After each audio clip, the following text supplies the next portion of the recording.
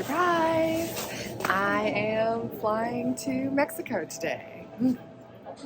I decided to go splash through the water. It's kind of a hot day.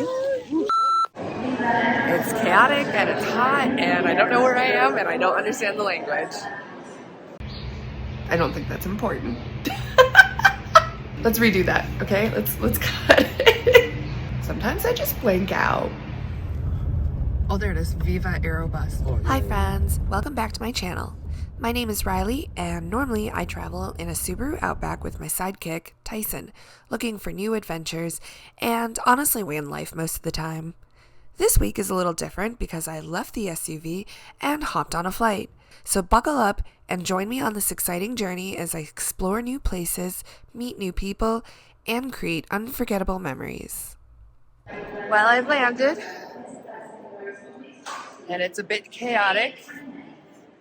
Just waiting on my friend to get here. Good morning, friends, from sunny Mexico City. Surprise! I took a very last-minute spontaneous trip to Mexico City. The whole thing kind of went really quickly.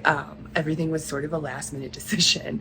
I was still at a room of our own on the Sunday, so basically the last day essentially of that weekend, when I got a message from my parents that my passport finally arrived.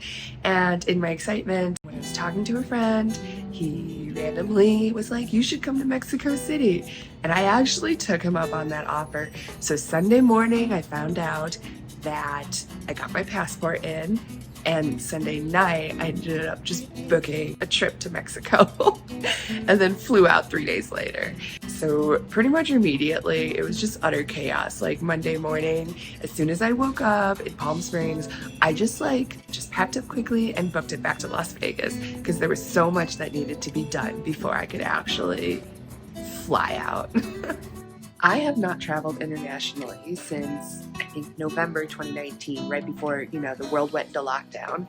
And so I used to travel internationally all the time, and I've gone solo many times before too. But for some reason, I am very nervous this time around, probably because it has been so long since I've actually traveled, and I don't speak a word of Spanish.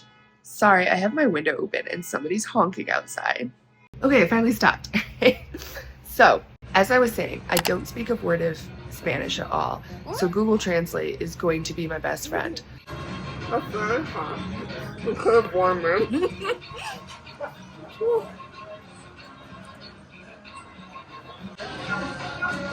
I've never tried it with pineapple before.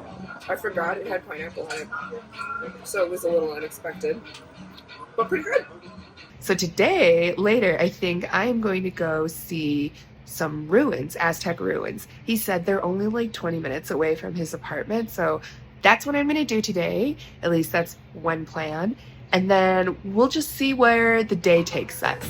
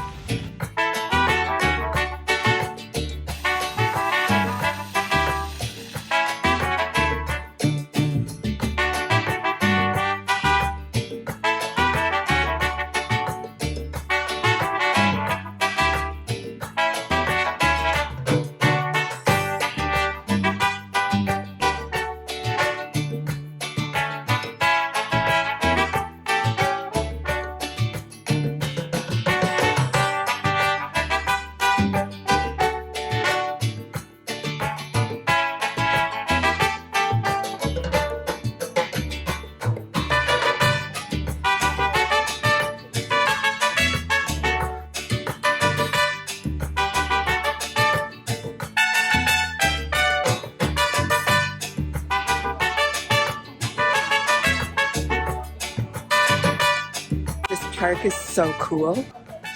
It looks like it's a place where a lot of people just like to like relax or something during the day. And the trees are filled with purple flowers. I think they're lavender actually, because I can definitely smell them. And it's so cool and pretty here.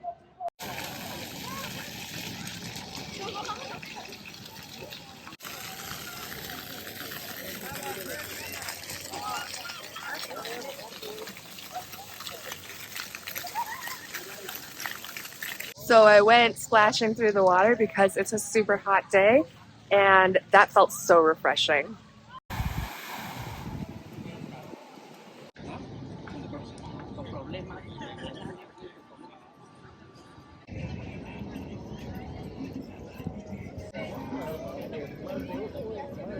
Let me share some cool facts about Mexico City. It is the capital of Mexico and is the 6th largest city in the world with a population of about 30 million people. It's the highest elevation city in the Americas at almost 6,500 feet. The city is surrounded by 2 active volcanoes, one of which I could occasionally see smoke from the balcony of my Airbnb. It has the only castle in the Americas, which I'll show you in a later video. There's a park here 3 times the size of Central Park from New York, and there are even Aztec ruins in the city. Mexico City is known for its rich culture, delicious food, and vibrant nightlife. I was blown away by the energy of the city as soon as I arrived.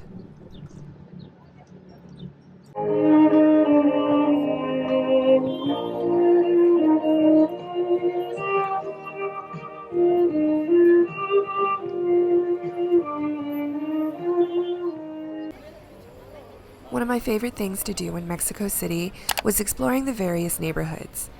Each one has its unique character, and there's something to see and do on every street. I particularly loved the neighborhoods of La Condesa and Roma, the hipster heart of Mexico City, with its cute boutiques, colorful street art, trendy bars, and restaurants. I believe it was this neighborhood that my friend and I discovered a really neat absinthe bar.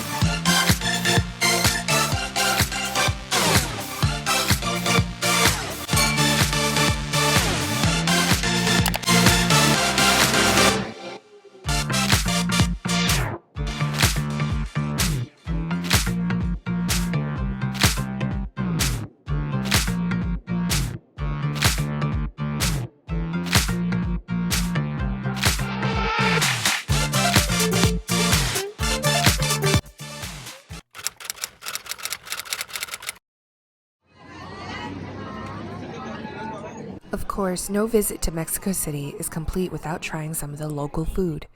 I indulged in everything from street tacos to churros, and I have to say it was some of the best food I've ever had. The flavors were bold and delicious, and I loved trying new dishes and ingredients. Hi! So today we are at El Moro getting milkshakes and churros, and look at how wonderful this looks.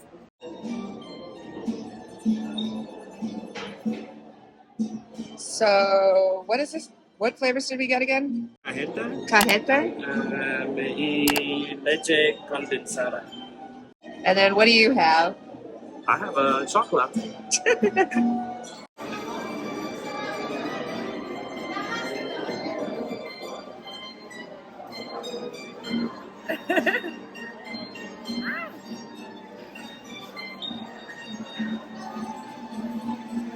Cheers.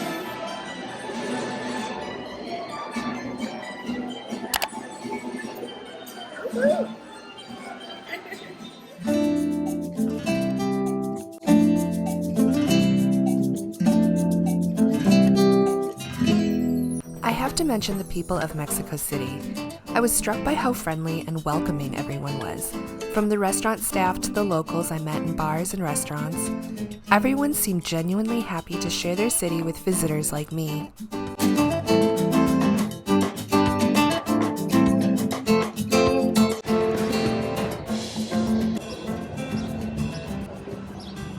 we're in the historic center, the Centro.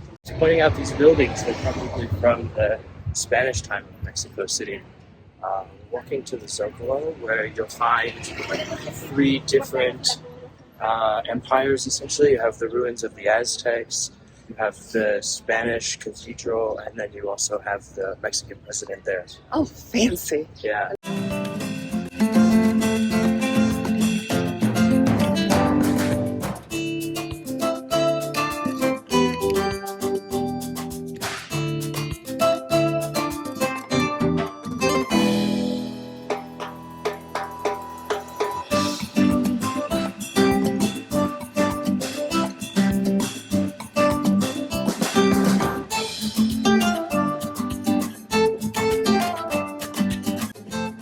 One of the most iconic places in the city is Zócalo. It's a central square that's steeped in history and culture, and I'm excited to share it with you all. Zócalo is located in the heart of the historic center and is surrounded by important buildings such as the National Palace, the Metropolitan Cathedral, and the Templo.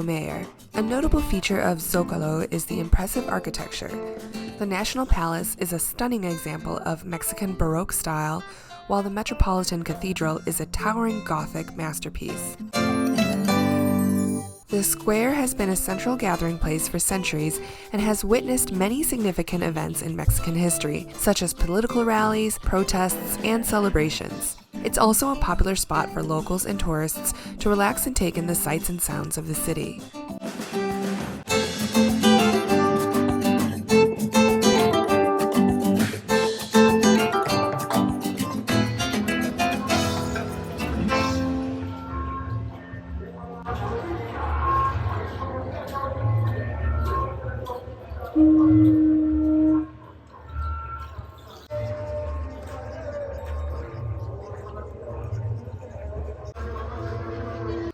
One of the most striking features of Zócalo is its size. It's one of the largest squares in the world, with an area of over 50,000 square meters. Despite its size, it's always bustling with activity, from street performers to vendors selling snacks and souvenirs. The remains of the ancient Aztec capital also lie here near the square.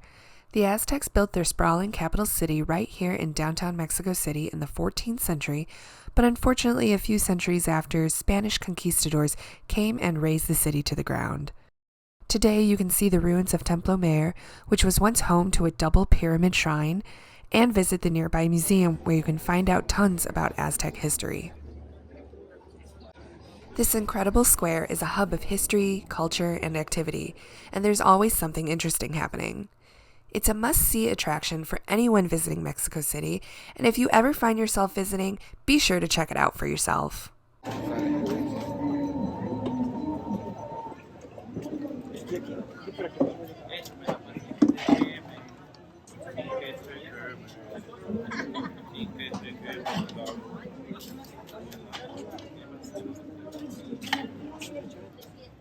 What do you think?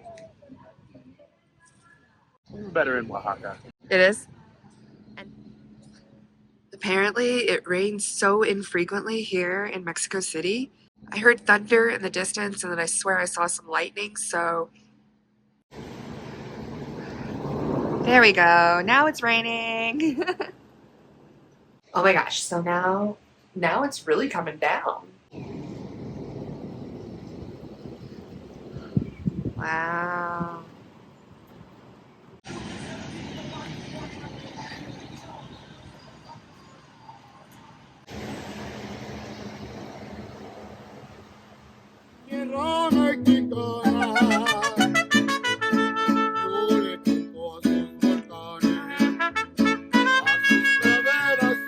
I hope you guys enjoyed this video.